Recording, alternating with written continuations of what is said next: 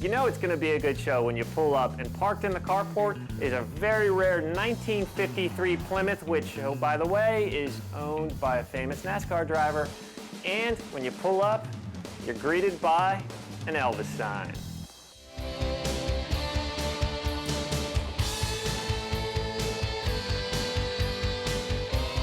Welcome to Dream Rides. Imagine a place where you can see a classic Fiat drag racing coupe sitting right next to a 1950s Indy Streamliner. And the best, well, the best sits in front of both of them. This is one of the rarest cars in the world. This is a Ford J car, also known as a GT. We're here at the garage of Kenny Thompson, legendary fabricator in racing, legendary historian, and all-around great car guy. Now, we're gonna check out all these cars. We've got this one. We're gonna show you that and a whole lot more. Let's start with the one that covers the shortest distance, the dragster. Kenny, tell me about this awesome dragster right here and why. The reason, years ago, NHRA outlawed the use of nitromethane in 1958. So people went to twin-engine cars instead of one for the extra horsepower. I just sort of progressed it a little bit more, updated it, current engine combination, longer wheelbase. It's just a fun project, something to do. I'm very fortunate I get up in the morning, walk out into my shop, and make a living at what I enjoy doing. I saw a 1961 Hot Rod magazine that had a Fiat with twin engines in it, and it inspired me to do this one. This is updated current. It has two SB2 Chevrolets. That's like they run in Sprint Cup, yep, as today, and they came from Hendrick. They're about 850 horsepower per engine. So you're looking at a total of 1,700. So it's pretty powerful. I haven't ran it yet. I'm waiting on the engines. They should be this week. I built it from a picture. I changed it somewhat. I extended the wheelbase. I threw my own design work into it. Normally we would direct drive. I put a power glide transmission in this. I just had my own ideas, and I felt it would improve it somewhat from what it was years ago.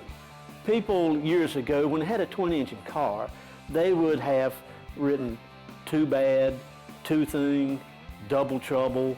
I chose E equals MC squared, which is Albert Einstein's theory of relativity. Because you're a genius too. Well, I'm not a genius. I'm a sucker for punishment.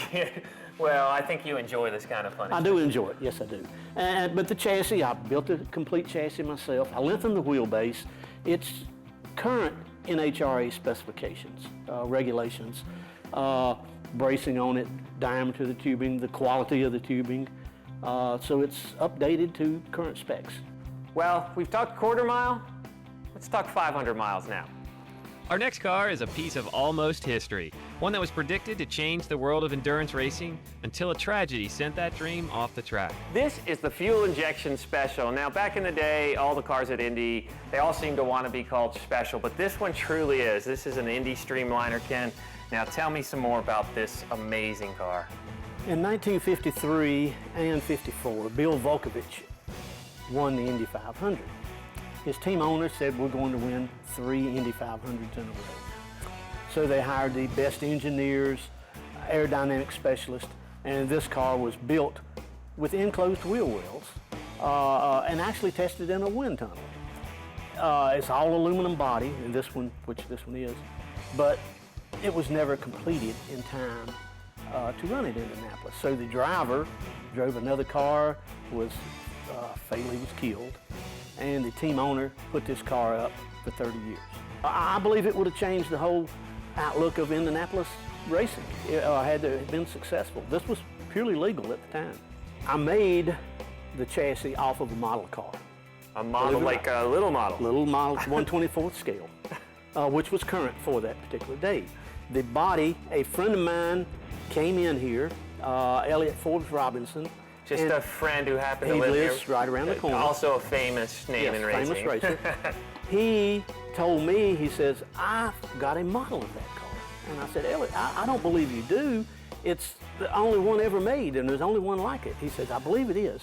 And that later on that afternoon, he brought me an 18-inch wooden model that was presented to him by Brock Yates of this actual car, and that's what I scaled this car off of, that particular model.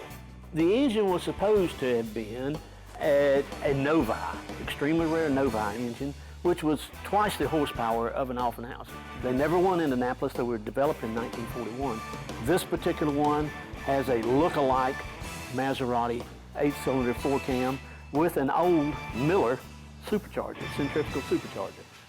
While this Streamliner is incredibly rare, when we come back, we're going to check out something that's even more rare.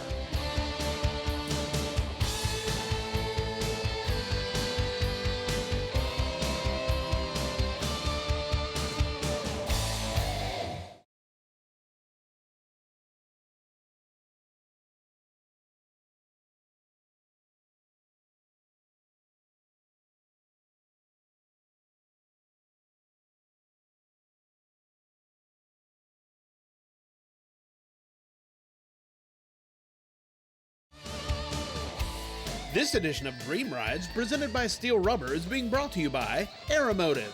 We know it, we race it, we live it. Borla, the world's most winning exhaust. ARP, the world leader in fastener technology. And by Steel Rubber, quality crafted rubber parts and weather stripping. Welcome back to Dream Rides. One of the things I love to do is learn about the history of racing and cars, and there is no greater history than this car that sits right here. Before we even get into this car, Ken, let's just talk about how iconic this car is and what this did for the world of racing. In 1966, Ford was lucky enough to win the 24 Hours of Le Mans. But they were with foreign drivers and a foreign-built chassis in the earlier GT40. Ford wanted to win with American drivers, American-powered plant, and an American chassis. So they developed this chassis originally, this is called a J car. There was only two of them. Both have been destroyed. A person was killed in one. This was new technology, aluminum honeycomb chassis. And they twisted it to see if it would break, and they broke it, so it was destroyed. So there's not another one of these around. So they changed the body. They used the essential chassis, beefed it up a little bit, changed the bodywork on it to a more aerodynamic, and that's what they raced at Le Mans in '67 and was fortunate enough to win with A.J. Foyt and Dan Gurney. You say you recasted the wheels, but it's more than that. These aren't just any wheels. No, they're directional turbine wheels, wider in the rear than in the front, and air goes through them, is forced through them and comes out the center of the rim. It was sort of unique at the time. So are you going to actually let me see the engine in here? Yes, we'll look at the engine now. Wow. Wow. It is a 427 Ford medium riser, single carburetor with Le Mans, what they call float bowls on them, 2-speed transaxle, stainless steel headers. It's like it would have been in that particular era. Well, let's go back. You said the transaxle. You actually made that yourself. I did not make that. Oh, you didn't? No, that is an original part. Get out. There was probably only 2 or 3 in the world, and I was fortunate enough to have owned it at one time. I sold it and then bought it back. Who does that? Well, stupidity. No, this is beautiful. We're going to move across the garage now, where Kenny actually has, if you remember from the 60s, Can-Am race cars. We're going to go check one of those out. Now, Ken, obviously this race car is not finished, but from its profile, we know it's a Can-Am. Tell me a little bit about where we are on this. It is a copy of the original Honker, which was sponsored by Paul Newman, driven by Mario Andretti. Whoa, back up. Honker. What does that mean? That was, John Holman it was given that name because he used to drive a truck, and he would honk the horn. This is a copy of a friend of mine's. It doesn't have the correct engine. They would have ran a 351 Ford. He has a tunnel port 427, and we're to the point now we got to put the body on it. And you could put a lot of different bodies on this, couldn't you? He's got the original molds to make the correct part. It's going to have the correct body, and it'll be painted purple, same as the others, the original was. This is a very thin aluminum, 35 thousandths thick monocoque. It's not honeycomb. The gray parts are 4130 as they were originally. The uprights, we have the original patterns to recast those. It should be 100% like it was years ago. The Can-Am series was really popular back in the 60s, but the Trans Am series was pretty popular too, Yes. and this little garage actually has, now we can move over here to the Trans Am series, right? Right. So we're gonna head on over here to the Trans Am series section of the garage. Now these chassis aren't quite far along as some of the rest of your cars, but tell us about first, the whole Trans Am series. Trans Am series, I think they started in '66 and continued for years until around 2004, and I believe they dropped it. And recently, they've had a rebirth of it and started racing these again. I do these for an individual. I've done several of them. I'm doing 3 currently right now. And at this stage, you cannot tell whether it's a Corvette, Mustang, Jaguar, Camaro. They're all the same. The chassis are all the same. The body that's put on it signifies what kind of car it is. I'm so glad this is out like this because we can see that you actually, every single one of these welds and every cut, that you did this yourself. It takes approximately a day and a half to weld one of these up. Once you've got it all tied together, just the welding part on it. Now, I haven't completed the front on these yet, but at this stage, it's a day and a half's worth of work. One would take you cut this length of tubing, why not cut 3 or 4 and do 3 or 4 at a time? You get the cost down per unit that way. Coming up, we bid farewell to Kenny Thompson's garage and shift gears to another amazing shop where a husband and wife share a dream marriage and a dream career.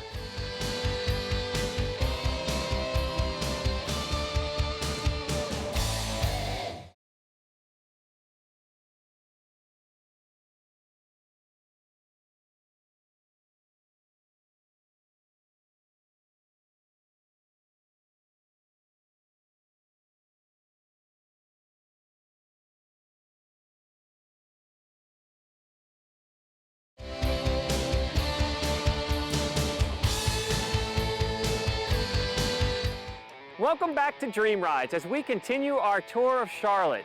You know, in hot rodding, sometimes a car can be the cause of a divorce. Sometimes it can lead to great things, like love and marriage and a great company. Case in point, Stacy and Kyle Tucker, gearheads who met, married, and eventually created the popular Detroit Speed brand. Stacy and I met as college co-ops at General Motors in Detroit. Stacy went to Purdue, I went to University of Missouri Rolla, and we were college co-ops at GM. And from there, you know, I started thinking, you know, she's showing up to a lot of cruise nights, I go to cruise nights, we go to races, and pretty soon we started dating. So we learned a lot at GM, worked on some great programs, and you know, the car thing was always a hobby. We like to go to car shows, cruise-ins, and still go to the races. So we started building a '69 Camaro as a hobby at our 2-car garage at home. And I think it was 2 years, you know, we labored on that car, and if we didn't find a part of what we wanted to put into that car, we kind of, being engineers, we geeked out and designed a part and we made it. We had a Bridgeport before we had a couch in the house when we were first married. So the car was finished, we took it on you know, a cruise, and people started to say, hey, that's a neat car, where did you get this part? Where did you get that part? And pretty soon there was a business being born that we didn't know about.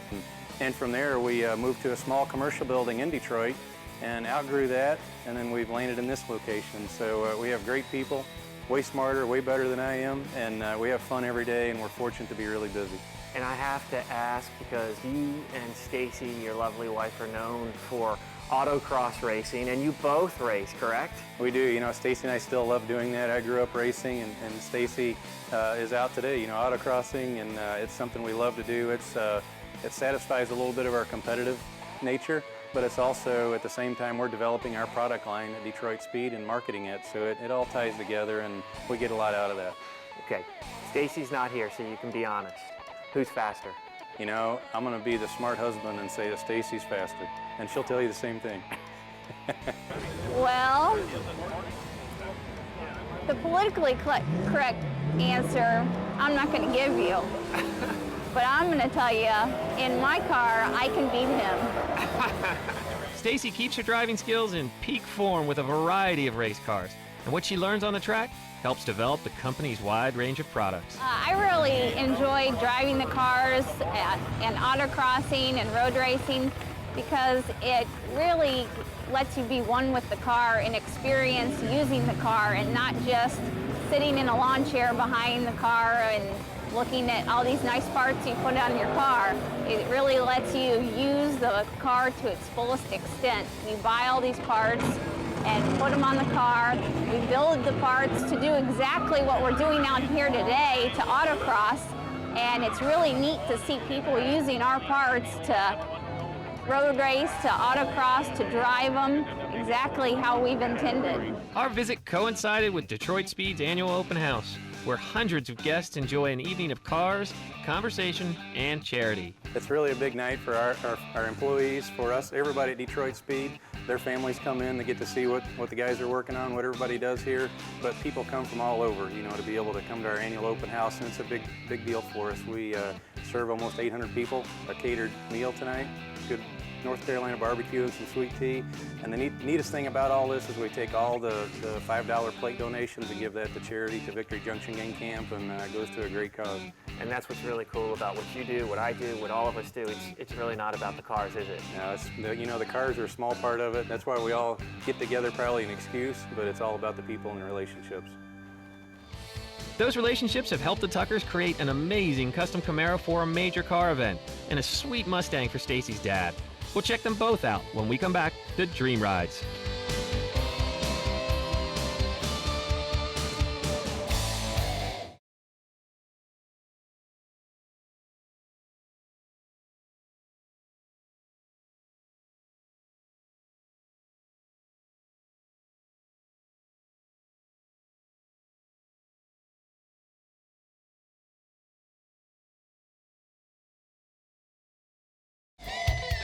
This edition of Dream Rides, presented by Steel Rubber, is being brought to you by ARP, the world leader in fastener technology.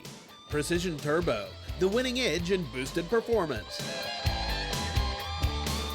Stage 8, the world's best locking fastener.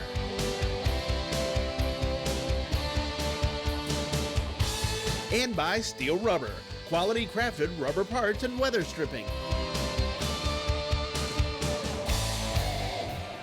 In the car world, the biggest and baddest car show in the land is the SEMA show. Now, everybody brings out their best rides for that show, and I'm here with Kyle Tucker from Detroit Speed, and you've got an amazing 69 Camaro that is going to be in the ARP booth. First, just tell me about this ride.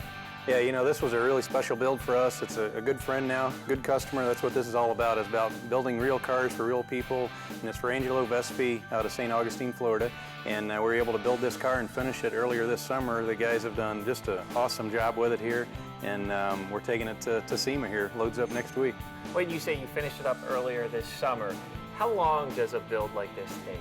You know, a car like this can take as many modifications that are in it. When you really start looking at it, it can take 2 to 3 years. So that's the real world. It doesn't take 2 weeks to do this. There's a lot of 69 Camaros built out there, and people have built them about every way you can think of. For us, it was something to take Angelo's ideas and build his dream car, and that's really what we've done. So the hood, you know, there's usually a front valance, the hood, and then a cowl panel, and there's really all that is together in one hood. So Aaron, the fabricator on the car, took 2 hoods, the valance and the cowl, and put it all together. So that's just one little subtle thing. Flush mount glass, you know, of course, big wheels and tires, custom lower valance out of aluminum and spoiler.